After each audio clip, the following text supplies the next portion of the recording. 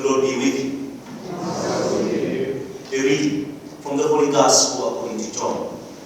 Glory to you, Lord.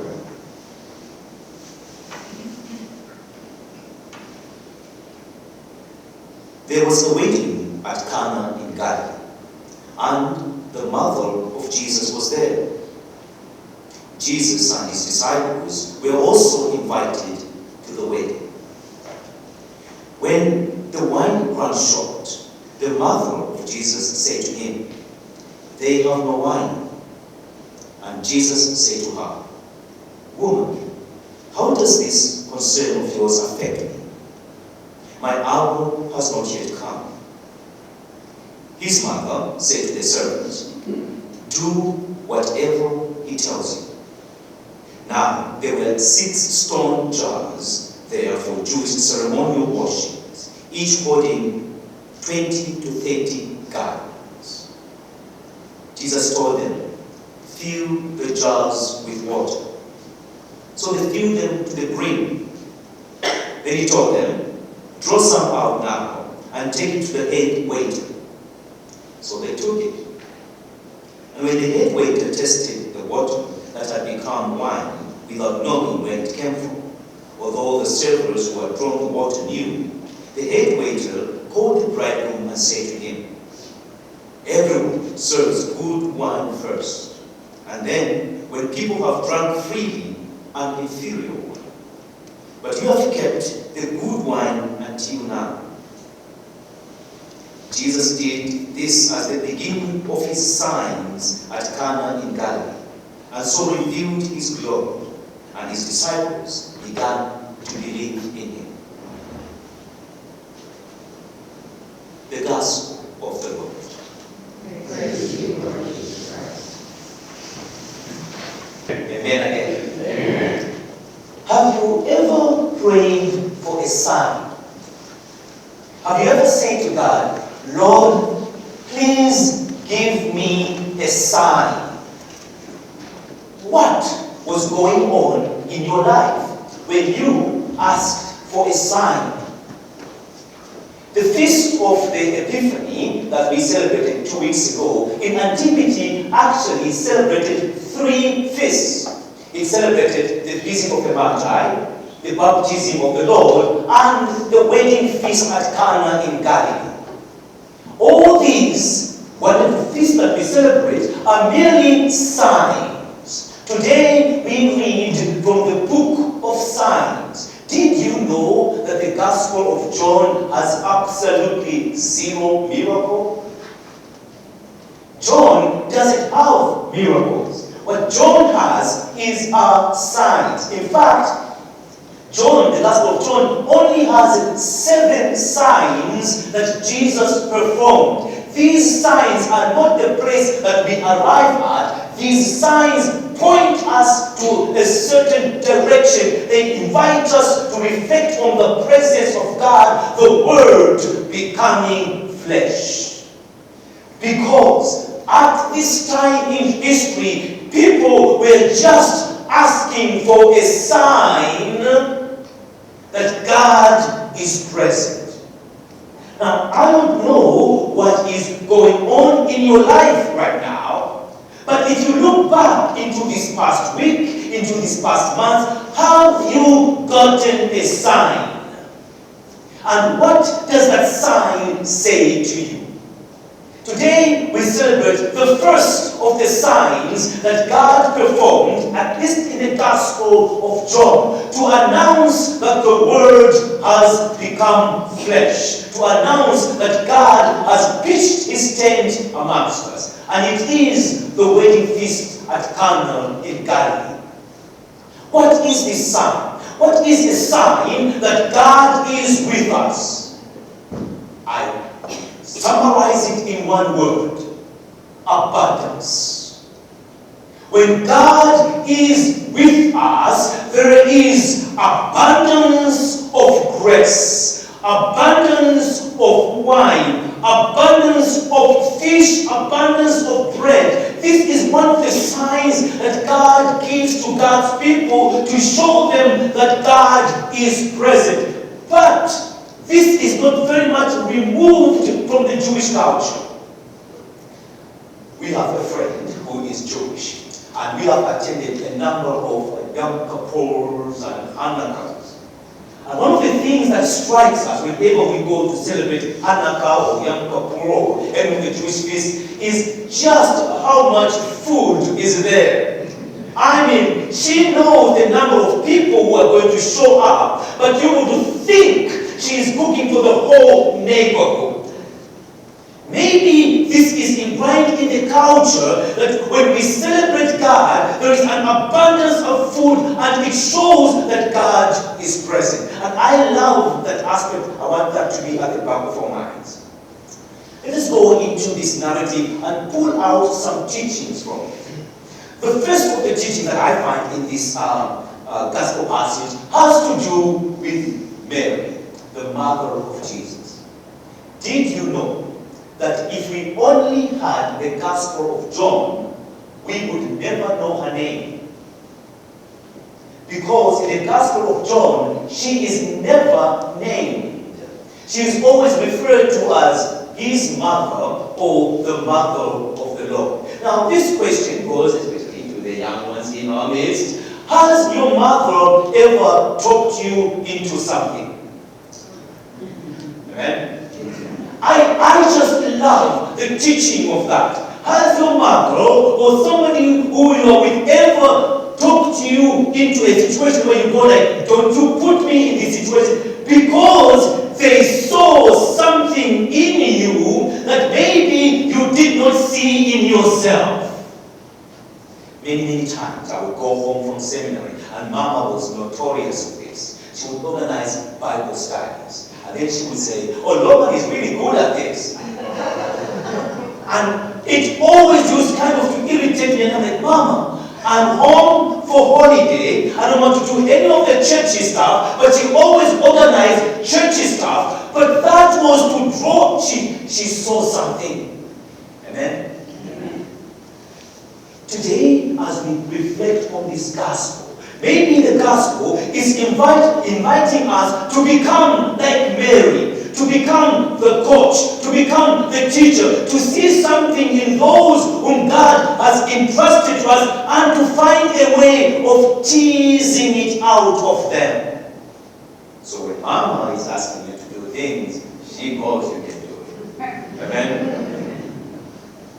Or at least she sees the potential. It boggles my mind that here is a 30-year-old man going out with his friends, and it was his mother who made him make a miracle.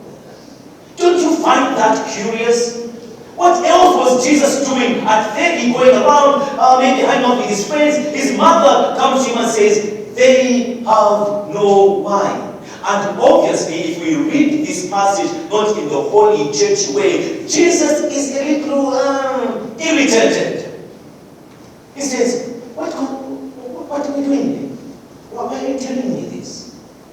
Mary knew that Jesus had it in him, that he can do this. An invitation today is brought to us. Can we also be like Mary? Can we also look within our community? Can we also look within our families and look and speak to, oh, I love this, speak to the potential of our children? Amen? Amen. Speak to the potential of, oh Lord, our church family. What do you see and what can you call this church to be? Because you see it in the church, but maybe the church is way too timid to act on it. And sometimes it takes a voice within the community to say, this is what we could be. This is where God is leading us. The miracle itself is very interesting.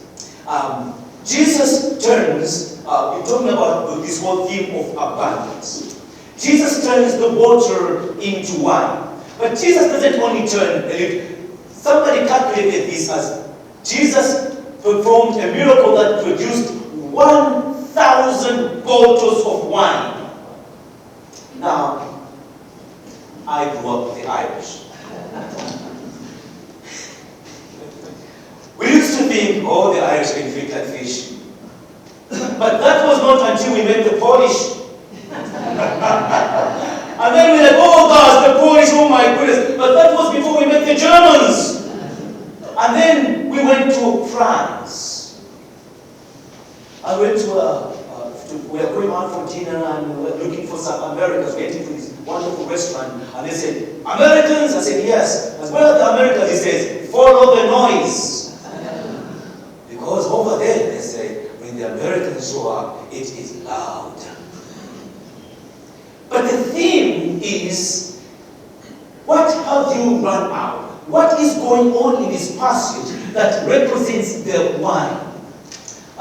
Religion at this time had lost its faith. They were going through religious practices just for the sake of going through religious practices. There was no life in it. I think what it preaches about is Jesus brings about a free spirit around the practice of religion. Not only are people now going to go to church or to temple out of obligation, but they go because they absolutely love it and there is an abundance of life there. How can you and I make our spirituality alive? Jesus finds a way of taking these old scripts, passages, and bringing life to them. What has gone dry in your life? Where do you need the grace of God to overflow in your life? Life sometimes can be burdensome. And I was reflecting about this last night. In order for me to be filled with the grace of God, I've got to find a way of closing the areas where the grace is drained out. Because I will not be full of the grace of God if I don't plug the holes where grace runs out. Sometimes it means for you and I to learn how to love somebody from a distance. Because having that person close, they might drain you. What if Jesus is pouring this new life into this community, but this community hasn't found a way of plugging what drains us? Then we are never full. You will learn this sometimes the hard way, especially if within a family you have some form of addiction. Am I beginning to learn this?